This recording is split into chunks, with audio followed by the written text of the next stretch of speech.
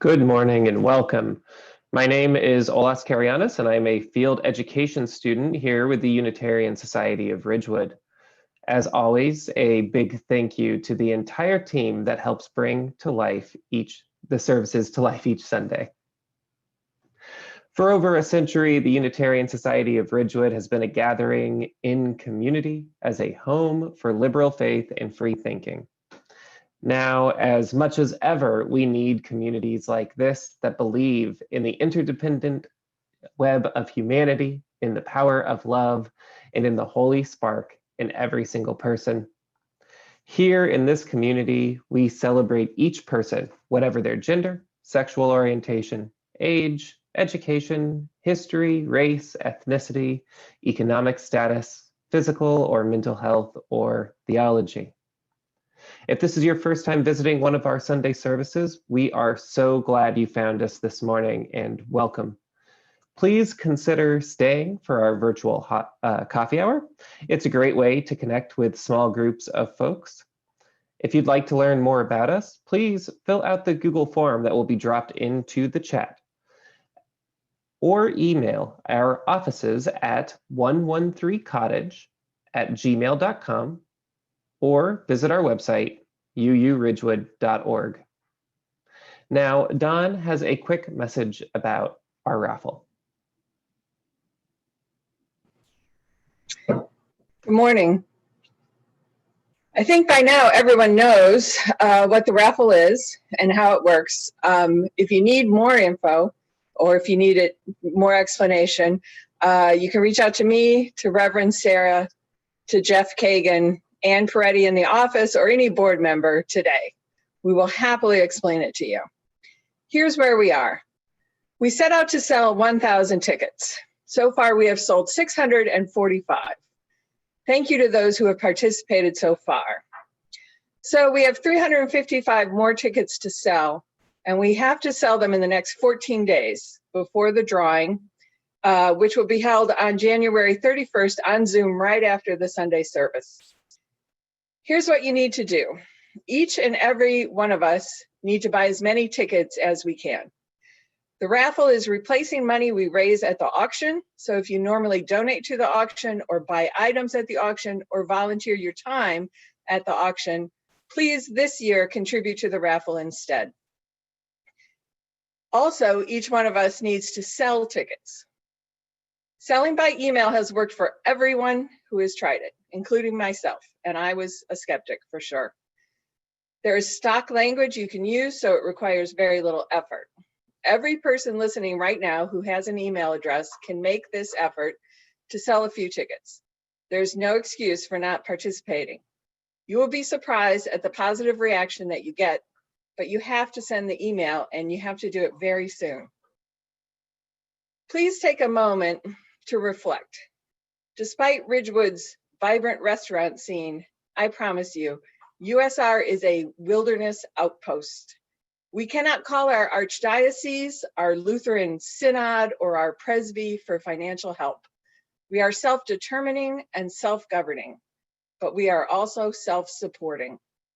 Each one of us shares in the responsibility of maintaining this community for the next generation of UUs, just like the generations that came before us safeguarded it for us.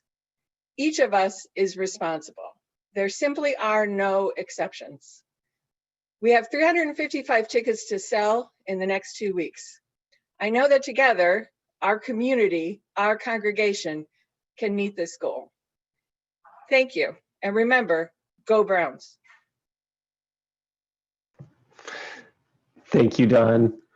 We also want to let you know that our reproductive justice team invites everyone to a panel on January 24th at 3 p.m. via Zoom that will address the upcoming New Jersey Reproductive Freedom Act that was introduced last October to protect full reproductive freedom.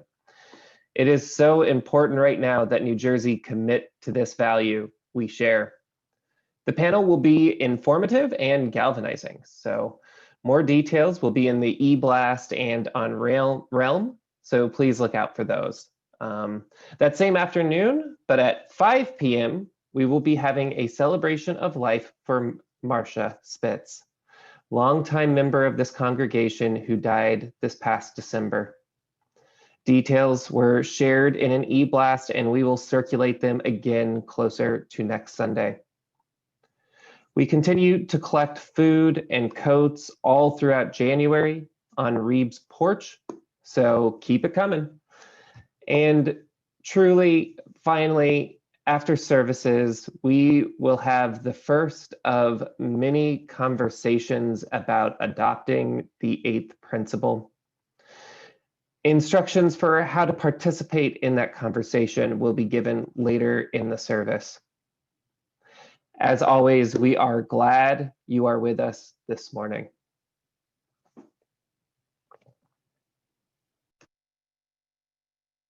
We're the Touchstones team. I'm Carol Wolf. I'm Kristen Plumley. And I'm Jean Namitz. We light this chalice for the light of truth, the warmth of love, and the energy of action as we gather together in the circle of community.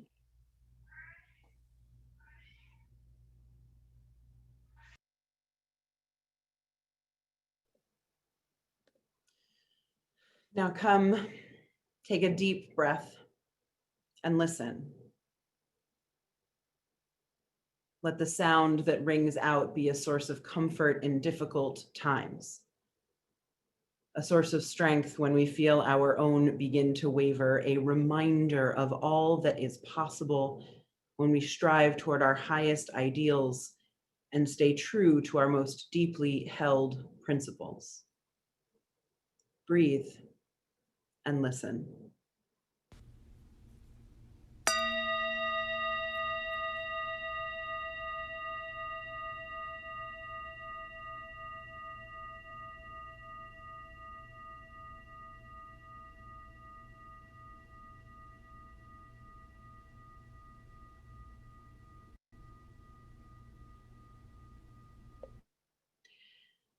In what I sometimes call the normal times or the before times, we used to hand out to folks who arrived on our doorsteps on Sunday mornings an order of service, a piece of paper.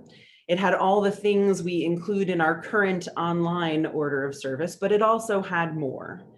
We listed on it staff, the board of trustees, information about our congregation and how to connect with us. And also, it listed the 7 principles of Unitarian Universalism. Any congregation that chooses to affiliate with the Unitarian Universalist Association signs on to affirm 7 statements. Today, we consider the imperative to add an 8th principle to our current 7. And so to begin, as a reminder to us all, I want to share with you those 7 principles. We, a member congregation of the Unitarian Universalist Association, covenant to promote and to affirm the inherent worth and dignity of every person, justice, equity, and compassion in human relations, acceptance of one another and encouragement to spiritual growth in our congregations, a free and responsible search for truth and meaning, the right of conscience and the use of the democratic process within our congregations and in society at large, the goal of world community with peace, liberty, and justice for all. respect for the interdependent web of all existence of which we are a part. The proposed 8th principle is, we covenant to affirm and promote journeying toward spiritual wholeness by working to build a diverse, multicultural, beloved community by our actions that accountably dismantle racism and other oppressions in ourselves and in our institutions. Today, the day before our nation honors civil rights leader Martin Luther King Jr., 3 days before President Biden is inaugurated, on the heels of an insurrection that has spurred a white nationalist uprising that threatens to rend the fabric of our democracy, today, we talk together about where our principles come from, what they call us to, and why adding another will help us live more deeply into the lives we seek. Today, we acknowledge the realities of racism and the need for deep change as we gather together in community, committed to justice, liberation, and freedom.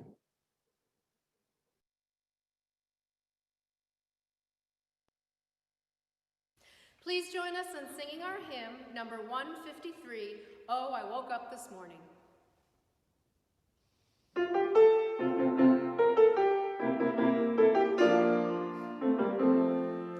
Oh, I woke up this morning with my mind stayed on freedom. Woke up this morning with my mind stayed on freedom. Woke up this morning with my mind stayed on freedom. Hallelujah, hallelujah, hallelujah.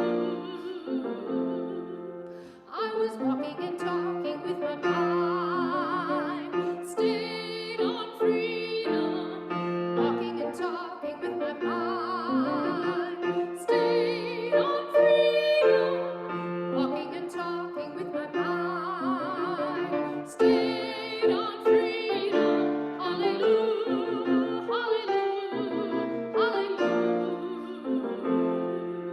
I was singing and praying with my mind stayed on freedom. Singing and praying with my mind stayed on freedom. Singing and praying with my mind stayed on freedom. Hallelujah, hallelujah, hallelujah. Oh, I woke up this morning with my mind stayed on freedom. Woke up this morning with my mind stayed on freedom. Woke up this morning with my mind stayed on freedom. Hallelujah, hallelujah, hallelujah.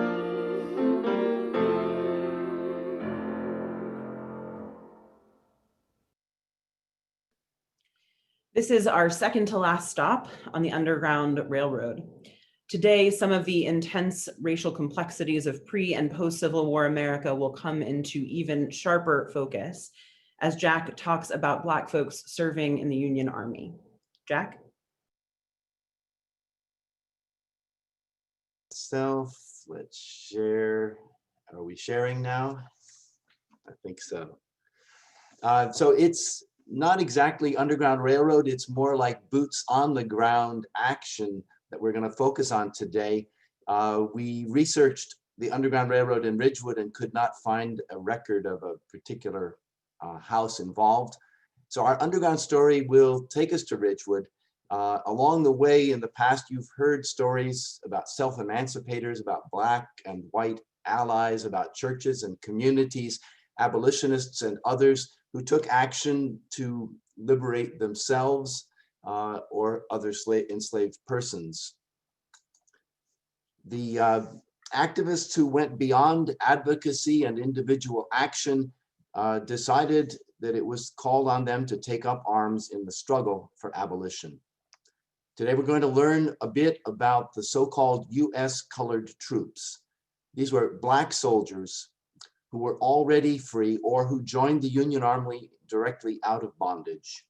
They choose in this moment to fight slavery by making war. Telling the story of the Black soldiers is complex and difficult. First of all of the commissioned officers of the Black regiments were white. The experience of a Black soldier might have been a lot like changing one overseer for another, except that they were on the same side.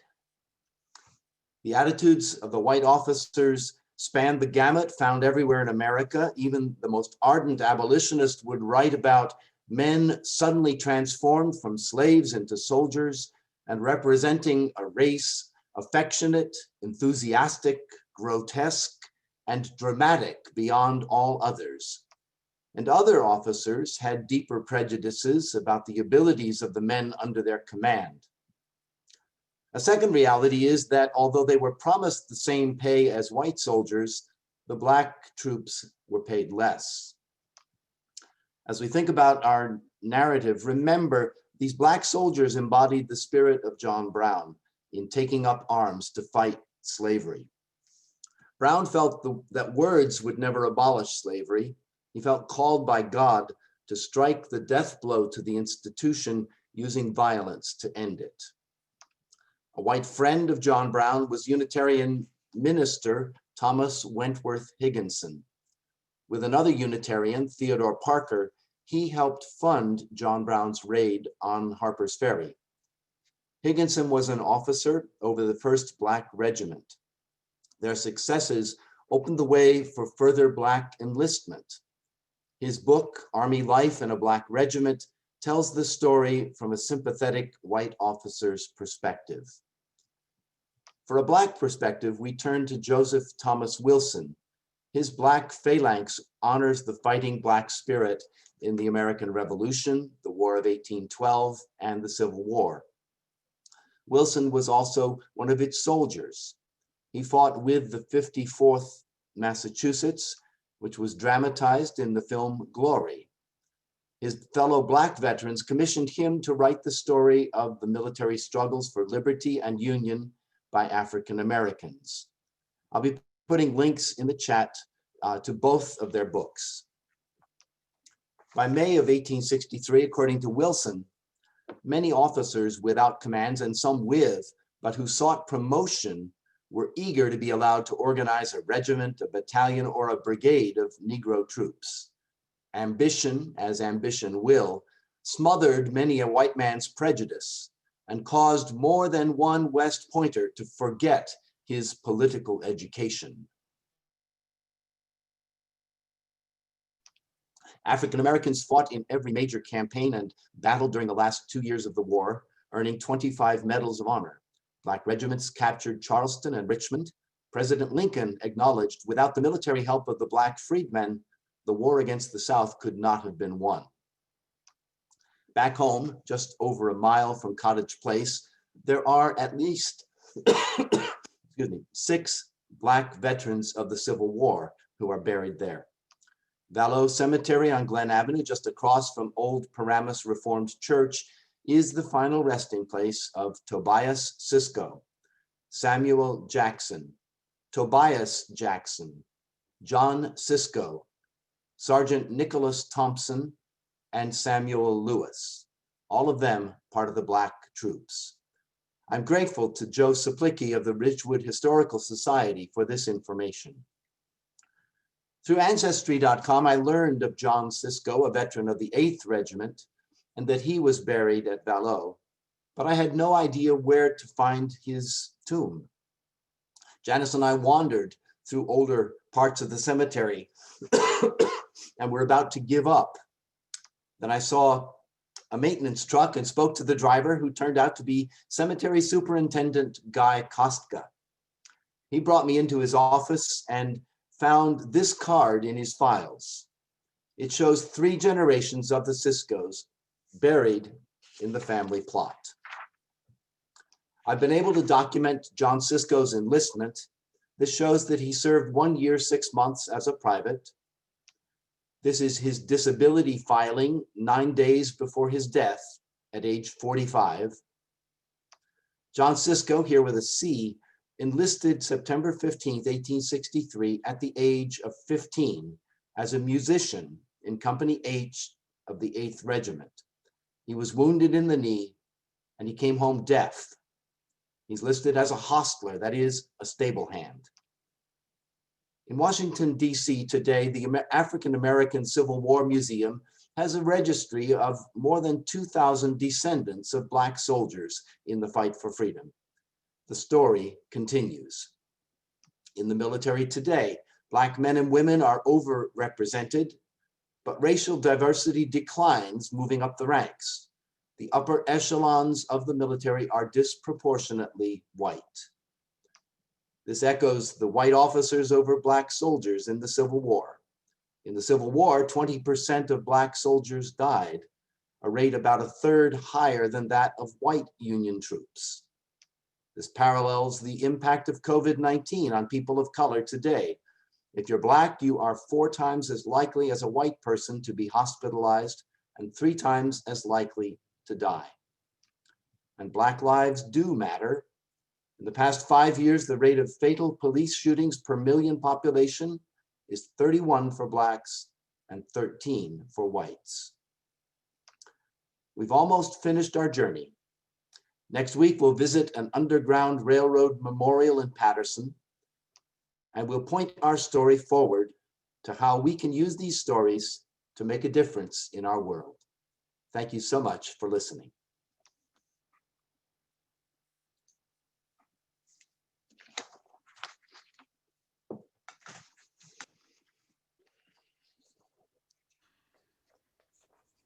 My Lord, what a morning. My Lord, what a morning. Oh, my Lord, what a morning. When the stars begin to fall. My Lord, what a morning. My Lord, what a morning. Oh, my Lord, what a morning. When the stars begin to fall, when the stars begin to fall.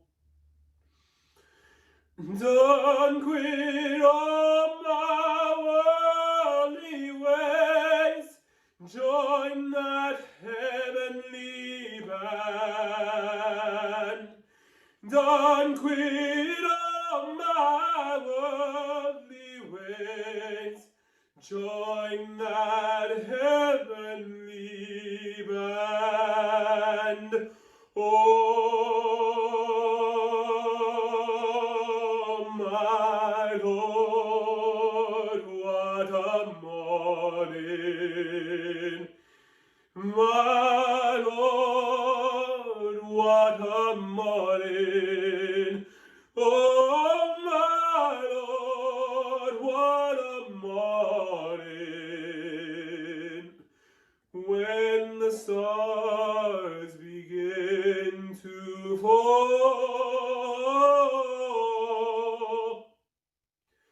When the stars begin to fall.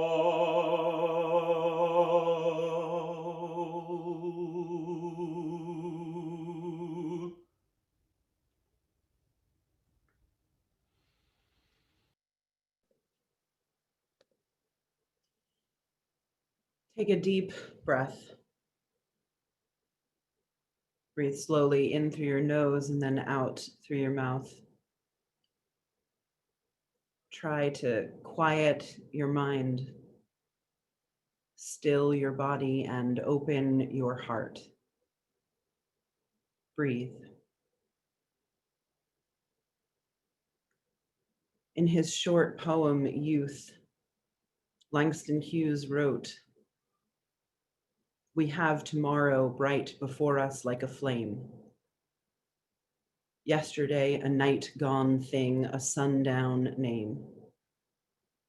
And dawn today, broad arch above the road we came. Yesterday, a night gone thing." So many yesterdays have brought us to this moment of grieving our dead. Almost 400,000 in our nation alone, in truth, probably way more than that, and millions of broken hearts. Voices never to be heard again, loved ones gone forever, because we failed to properly take care of one another.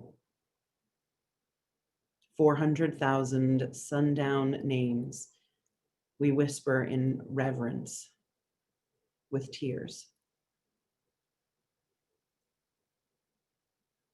So many yesterdays have brought us to this moment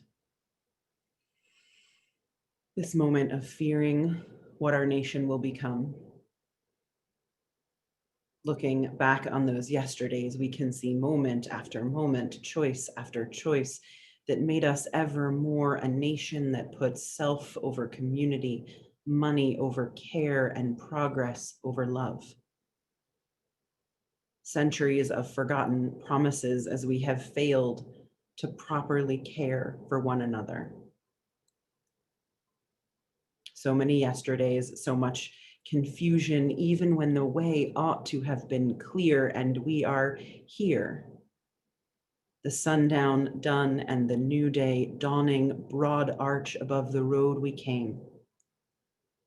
Today, breaking point or a making point. Will we walk toward more deaths and more pain, more oppression and more hypocrisy? Or will we dig deep and live true and find a path toward liberation and freedom for all? Tomorrow looms bright before us, bright like a flame, offering hope and light for the path ahead. A reminder that all is not lost, that each day dawns with a tomorrow on the horizon waiting for us to make change, to mend what is rended and make whole what has been shattered, trust and truth. Waiting for us to make change with all our natural human powers, determination, compassion, and love. May we never forget the lessons of yesterday, letting them guide us forward. May we never squander today and each day we are given. And may we look to each tomorrow as a possibility awaiting our open hearts. So may it be.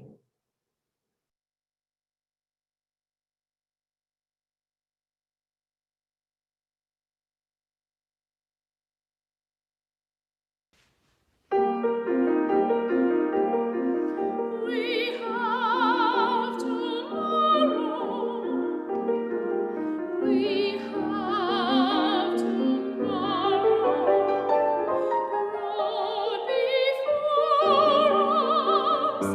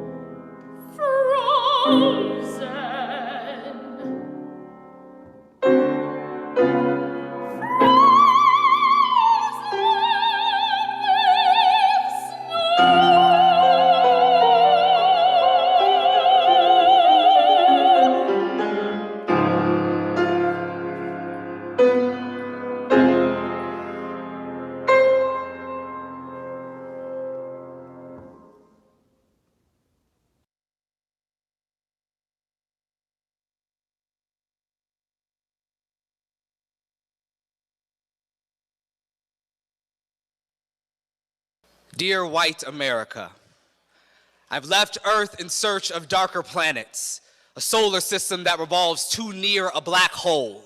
I left a patch of dirt in my place and many of you won't know the difference.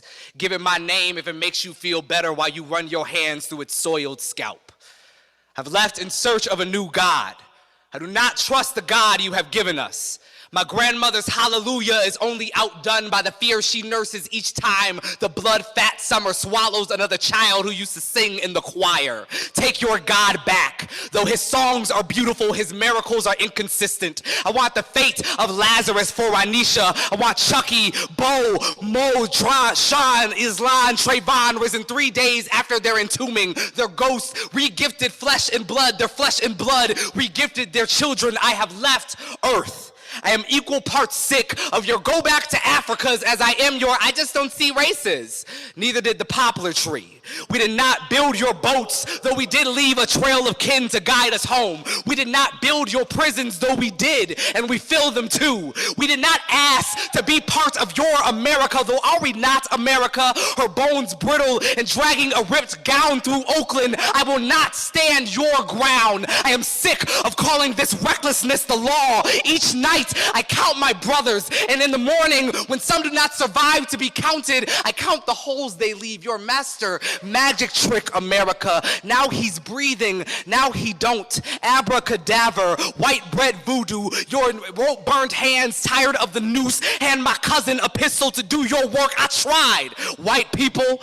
I tried to love y'all, but you spent my brother's funeral making plans for brunch, talking too loud next to his bones. You took one look at the river plump with the body of boy after sweet boy and asked, why does it always have to be about race? Because you made it that way. Put an asterisk next to my sister's gorgeous face. Call her pretty for a black girl because black girls go missing without a whisper of where, because there are no Amber Alerts for the amber skinned girls, because Jordan boomed, because Emmett whistled, because Huey P spoke it, because Martin preached it, because black boys have always been too loud to live, because it's taken my father's time, my mother's time, my aunts and my uncle's time, my sisters and my brother's time. How much time do you want for your progress? I have left Earth and I won't stop until I find a place where my kin can be safe, until black people ain't but people the same color as the good wet earth, until that means something. Until then, I bid you well, I bid you war, I bid you our lives to gamble with no more. I have left Earth and I am touching everything you beg your telescopes to show you, giving the stars their right names in this New Testament, this new story you cannot see or touch or woo in this, if only this one is ours.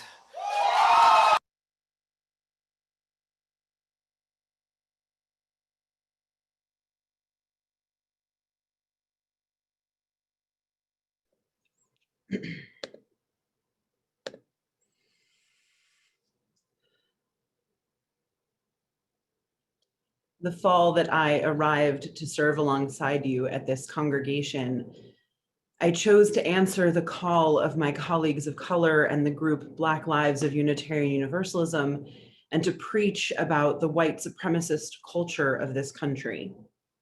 A risk, just a few months into a new ministerial settlement with a congregation that, although possessed of a racial justice committee that works so hard, was still a UU congregation with all the attendant demographic truths that that implies. Our congregation is over 90% white, and as far as I can tell, always has been. Standing up before you then to preach about the complicity of any of us who are white in a system of racism and oppression, one that benefits us at nearly every turn, whether we are poor or affluent. It felt somewhat risky, and it was. There was a certain degree of blowback after that service. Challenging white people, especially those who have struggled in their own lives, challenging them to see that they derive privileges from a system that their silence tacitly endorses, or worse, that their votes or money actively supports, can be met with anger, tears, fear. All those responses we have since talked about when we have talked about white fragility. And those terms, racism, white supremacy, and white fragility, even the distance-creating phrase white supremacist culture. They trigger many of us good liberals who have spent lifetimes working for justice and defining ourselves as good people. We bristle at what they mean, but they are indeed the right terms. America is a racist country with systems and institutions that prop up white supremacist culture, and all of us participate in that culture.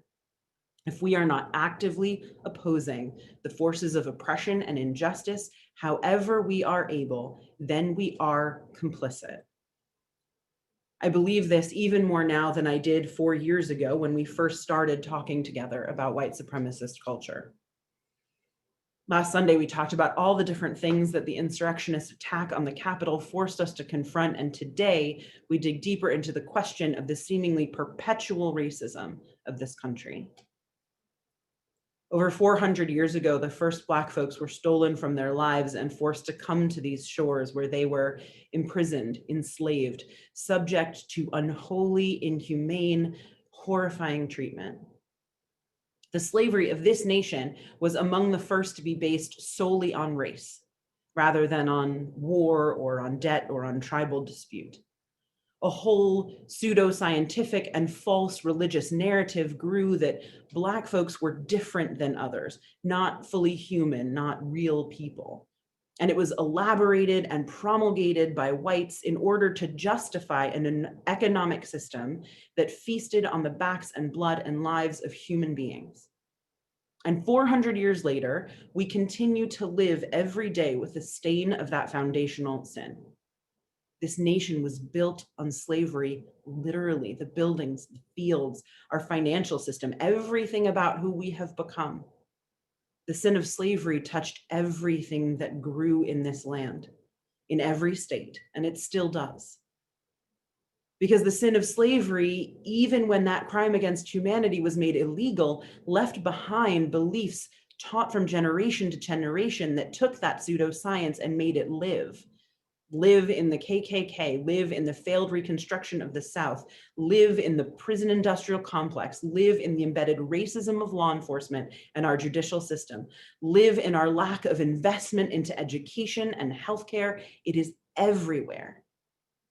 And that is so plain in this moment in American history, as Black and brown bodies have not ceased to be killed in the streets by those meant to protect them, as Black and brown people die at shockingly higher rates from COVID, as neo-Nazi white supremacists make demands and attempt to wage a new civil war with Confederate flags and nooses.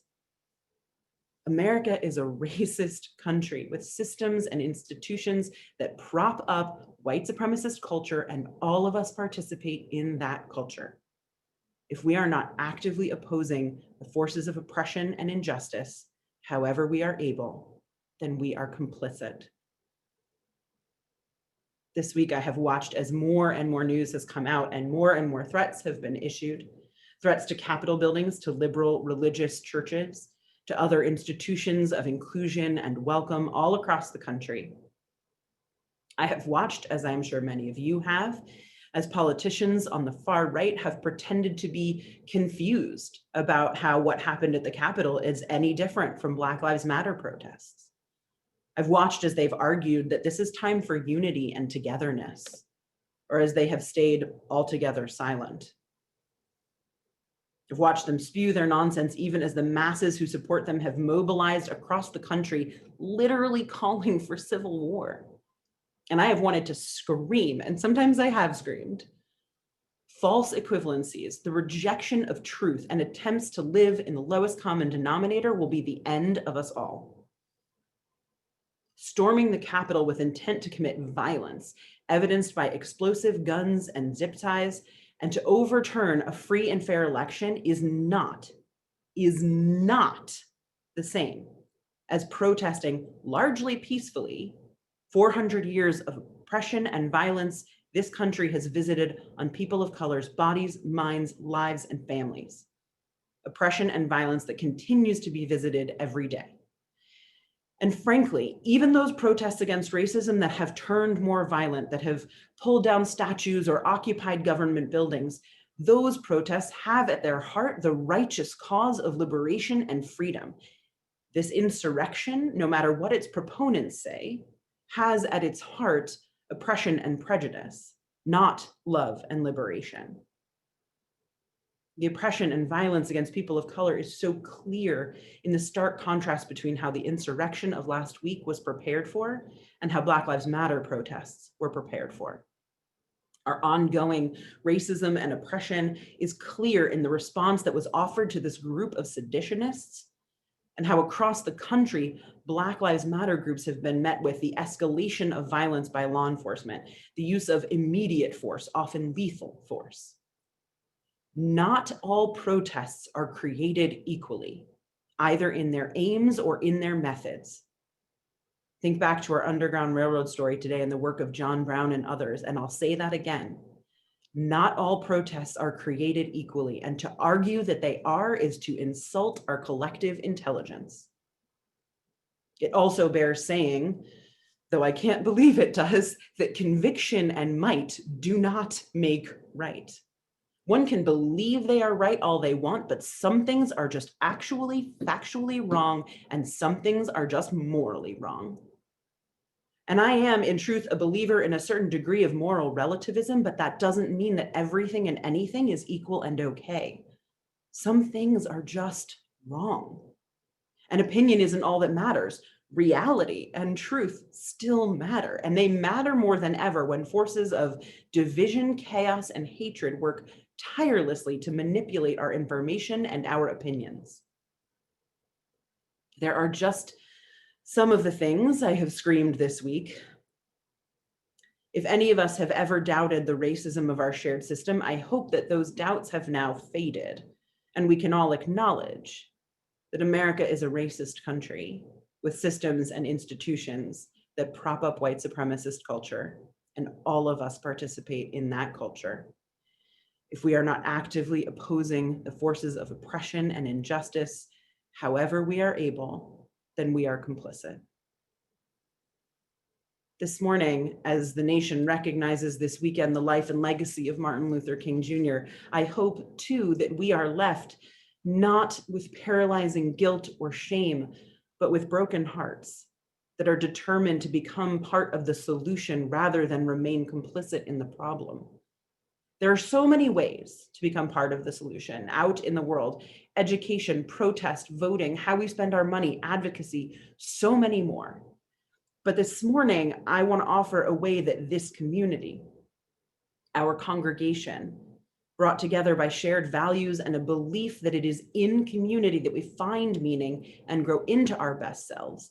This morning, I want to offer a way that the Unitarian Society of Ridgewood can begin to become part of the solution.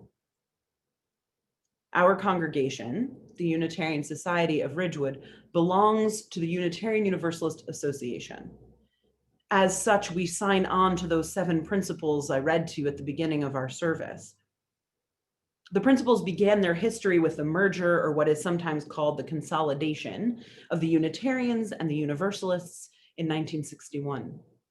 These 2 different religions, one committed to the unity and interdependence of all things, and the other committed to the largest, most expansive vision of holy love, both caring less and less about dogma and more about justice, became one institution, and in that joining adopted 6 aspirational statements of belief and action. In their earliest incarnation, the principles covered the same ideals you hear in principles 1 to 6 to this day: inherent worth and dignity, democracy, the free and responsible search for truth and meaning, peace and justice, support of each other. Those original statements were not come by easily, apparently. The wording was hotly debated, but a compromise was found, and those original principles lasted until 1984, when they were reformulated to use less sexist, more inclusive language. It was at that point, too, that the 7th principle was added to stress our relationship to the whole of existence. That original set of 6 lasted over 20 years, and this new set has lasted well over 30, experiencing only minor tweaks along the way. The principles we read now are the only ones I, a lifelong UU, have ever known. Too often, our principles are treated like creed, even in our creedless faith. But they are not statements of faith. They are statements describing our shared values. They are aspirational calls to an ethical life. And most importantly, they are subject to change and review and renewal and regeneration. They were intended to be reviewed every 15 years or so. We call ourselves a living tradition, a living religion. We embrace this term because we know that always we are learning more about ourselves, about humanity, about the world we share, and that to be honest and relevant, we must incorporate what we learn into our worldview and into our meaning making and into our spirit. James Luther Adams, the 20th century Unitarian liberal theologian, wrote that religious liberalism depends on the principle that revelation is continuous. We have shared core values, but nothing about Unitarian Universalism is meant to be static. It's meant to be dynamic, living and growing and changing as the world lives and grows and changes. And I defy anyone to argue that we have not changed as a denomination and as a world drastically since 1984. In an article written in 2000 for the UU World magazine, an article describing the history of the principles, Warren R. Ross concluded with these words: "Nonetheless, no one at the moment is suggesting any drastic revisions." This was in 2000. "And yet the commitment to a free and responsible search for truth and meaning, as the fourth principle puts it, carries the seeds of its own obsolescence. Just consider, well into the 20th century, our Unitarian predecessors used to proclaim and teach their children that we believe in the fatherhood of God, the brotherhood of man, the leadership of Jesus, salvation through character, and the progress of mankind onward and upward forever.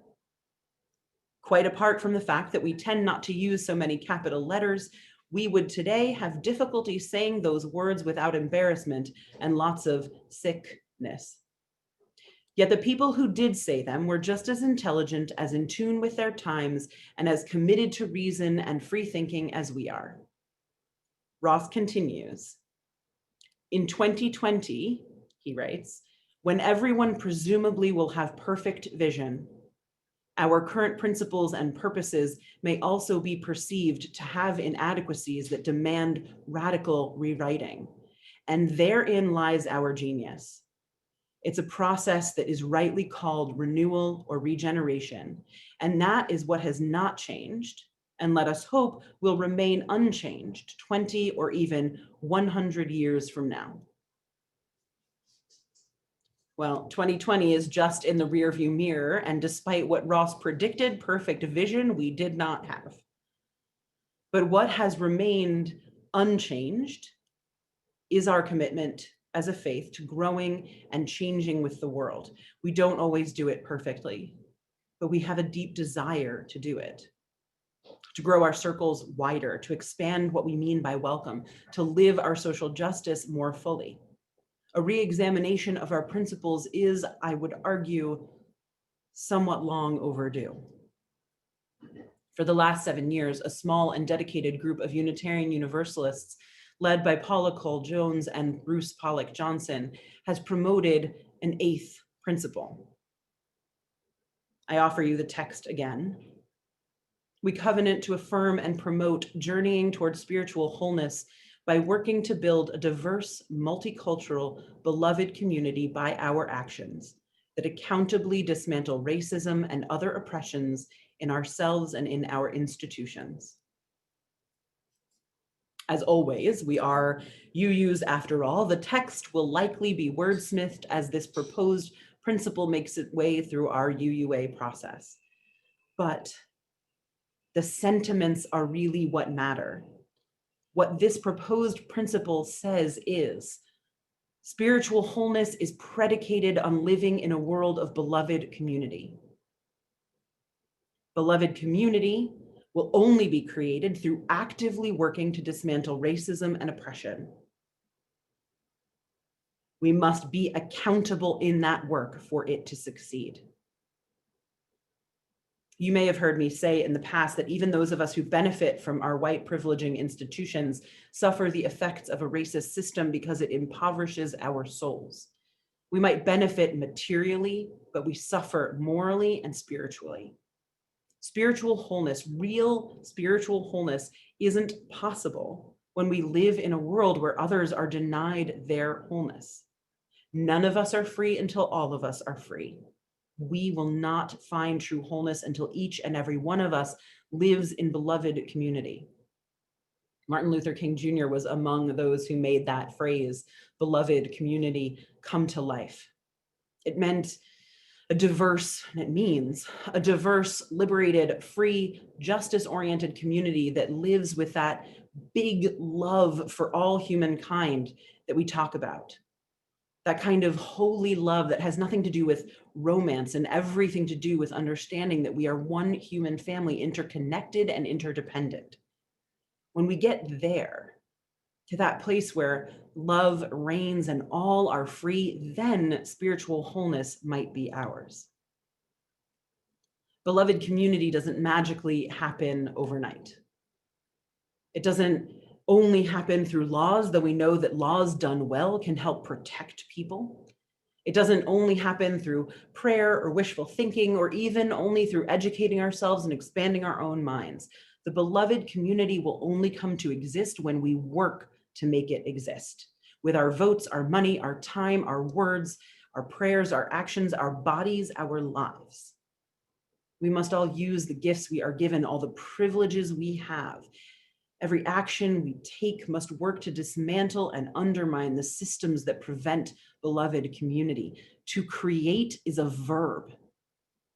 It takes action, attention, work, and time to create the beloved community, and it takes all of us. But committing to action as grand and as big and as long-term as the creation of beloved community is hard. It can be easy to fall down, to be unsure how to get back up, or even to be unsure where to begin. And we who use are so good with words that sometimes we forget to follow them up with actions. Real, long-term, determined action. This has become all the more challenging in a world which satisfies our demands so readily. Working for a beloved community we might never see can be daunting. And so accountability becomes an absolute necessity. Not for nothing, our Unitarian forebears understood that they had a responsibility to each other for mutual care and mutual accountability. Despite their desire for independence, one they achieved through congregational polity, they were also sure to express their expectations for support and challenge across congregational lines, and they committed to these relationships together. They were supposed to intervene congregation to congregation when they needed to. Just as we believe that individuals are better able to grow and learn in community, so too congregations and institutions are better able to grow and learn in community. Accountability must be present. It would be easy to claim that this eighth principle is implied by all the others. But truly, the sentiments of the eighth principle capture something both new in the commitment to beloved community and accountability, and it addresses something long left too silent in our denomination and others. And I know it would also be easy to say, why racism when other oppressions like misogyny and transphobia and homophobia clearly exist in this country too. But think back over these past weeks. Think about how segregated our congregations, our schools, our towns still are. Think about the realities of this country for the last 400 years and the deeply uncomfortable truth that racism was at the heart of this country's founding. Racism is at the center of what's happening now. It has always been at the center. Racism and other oppressions, as it is phrased in the proposed principle, captures the deep truth of American history. For 60 years, the core values of our principles have been the same, and they have not spoken directly to this foundational sin of slavery and racism, and the ongoing oppression that is its legacy. Right now, the forces of racism and oppression are undeniably and violently trying to bring this country to its knees. We ought to have addressed our brokenness head-on decades or centuries ago, but it's not too late. Right here, right now, with this 8th principle, we can begin here in this community by acknowledging, along with other congregations that have adopted this principle by congregational vote, that we need a new principle that speaks directly to systems of oppression and racism. We can begin to do in earnest the work of accountability, of building the beloved community for all. May we be bold in our risk-taking and bold in our change-making.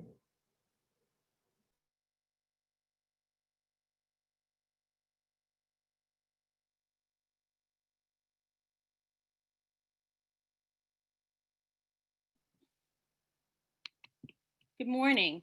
My name is Helen Matiso Ayers, and I'm a member of the Board of Trustees. Part of laying the groundwork for the future of our congregation is making our weekly offering that helps to sustain the work of this community. We know that we benefit from those who have gone before, generations of folks just like us. Sorry. I'm very sorry, I just lost my screen. I apologize.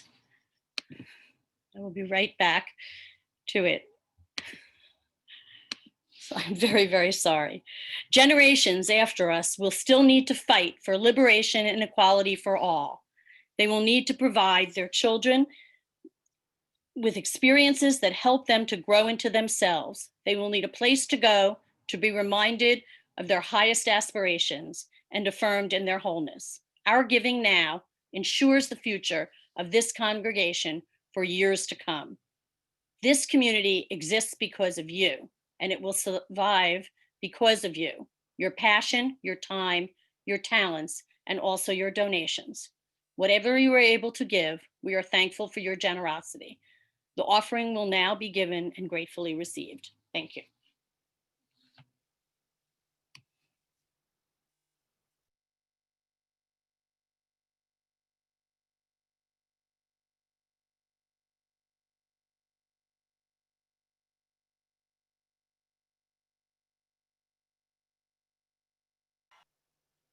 Our conversation today is just the beginning. I said accountability matters, and so we cannot and will not adopt this principle here in our congregation without a clear understanding of how we will actually live it and what it will mean for how we conduct our life as a community. When we add it, it will become part of that list of values that we aspire to live by, and that must be taken seriously. These cannot be the empty words of a hollow commitment. So today we begin the conversation. Some of you may be ready to vote yes on the 8th principle right now and have a dozen ideas about how USR and each of us individually can live it. Some of you may be unsure about whether or not you want to adopt an 8th principle, and the reasons for resistance are likely diverse. Wherever you are in your thinking, I really hope you will stay for a conversation after service. As usual, what will happen is I will change the settings after our extinguishing of the chalice, and I'll let everyone have a few moments to greet each other. But then at about 11:20-ish, let's say, instead of going into breakout rooms for coffee hour, we will begin our time of discussing the 8th principle in particular. If we have so many people that stay, fingers crossed, we will do breakout rooms. Members of the Racial Justice Committee are here ready to help guide those rooms. In those rooms or in our common shared space, we will have time for folks to share their thoughts, to react, as well as time to ask each other the question, what would it mean for USR to adopt this principle, and what are we willing to do? Nothing stays the same, nor should it. Our yesterdays pile up, hopefully filling us with joyful memories and lessons worth learning. Our todays bridge us into our tomorrows that burn bright with hope as long as we are willing to take the risks, make the changes, and step boldly forward. May we be part of bending the arc of the universe toward justice with each and every day we are given. So may it be.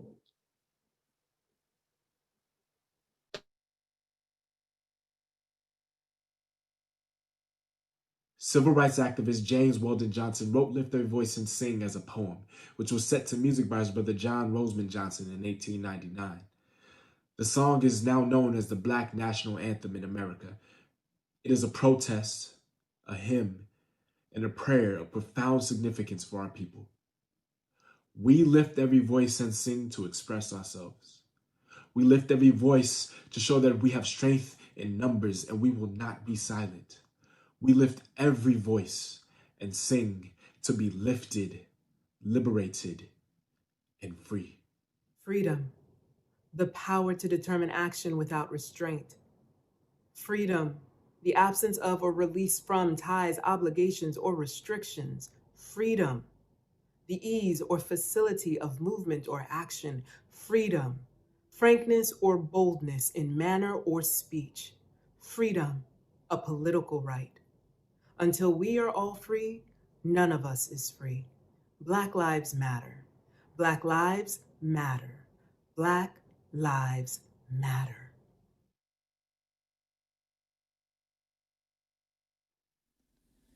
Lift every voice and sing till earth and heaven ring. Ring with the harmonies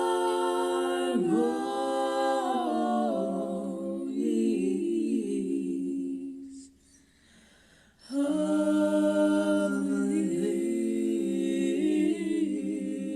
liberty. Let our rejoicing rise high as the listening skies. Let it resound loud as the roaring sea.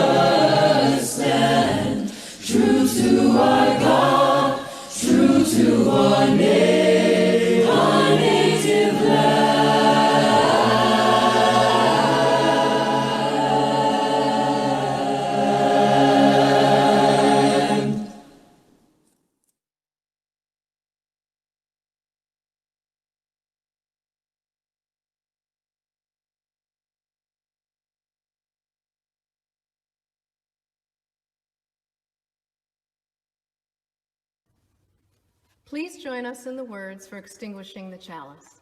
They can be found on your screen. We extinguish the flame, but may the light of truth, the warmth of love, and the energy of action burn bright in our hearts until we are together again.